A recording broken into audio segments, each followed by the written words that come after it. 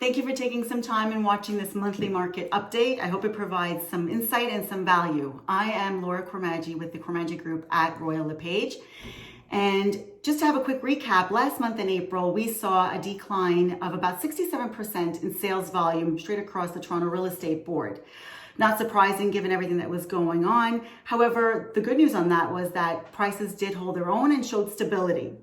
For last month's May sales, we did see a decline of about 53% of sales volume, however, in comparison to May 2019. However, if we're comparing it to April 2020, so more of a micro view, month over month versus year over year, sales volume was up 55%, which is pretty significant from April 2020 to May 2020, up 55%, all indicating that we're heading towards a right direction. It indicates that people are comfortable or getting more comfortable with protocols that are in place. It's a different behavior now. You just can't pick up and go. There's a lot of forms that need to be filled out, and of course, safety measures have to be adhered to.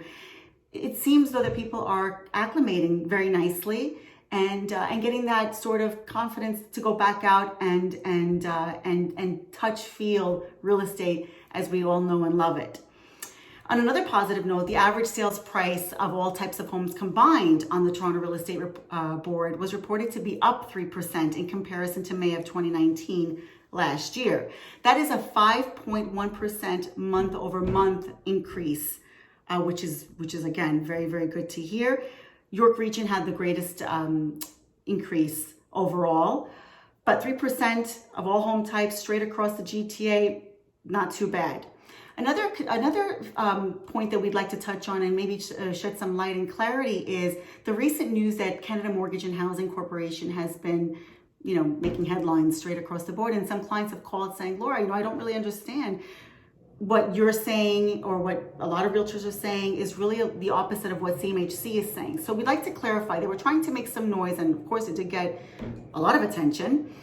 They were predicting that Canada's home prices would not recover until 2021. They also predicted that we would see home prices decline over the next 12 months.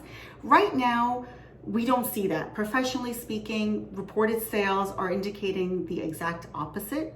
When you have a constant balance of inventory available, like homes for sale, and the amount of sales occurring, when those numbers are very similar, prices hold stability, they don't decline. And actually, I can tell you that inventory is down 30% in comparison to last year. So not sure where CMHC got that info. However, some changes that they are making, which is going to be making some noise and will directly have an impact on us, are some rules, 3 points to note as of July 1st, some rules that are taking place which will have direct impact on people purchasing less than $1 million with less than 20% down, okay?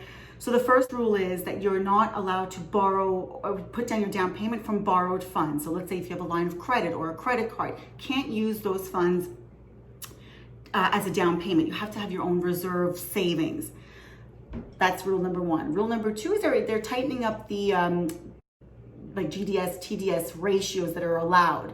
They're making them higher. So for example, what used to be 35% GDS now is 39%. What used to be 42% TDS is now 44%. So tighter rules to qualify.